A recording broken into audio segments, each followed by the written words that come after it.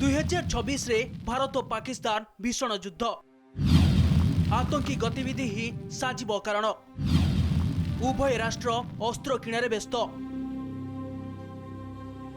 2026 रे भारत और पाकिस्तान मध्य घमाघोट युद्ध एकथा आमे किंबा सरकार कहूनांती कहूची अमेरिकार एक रिपोर्ट।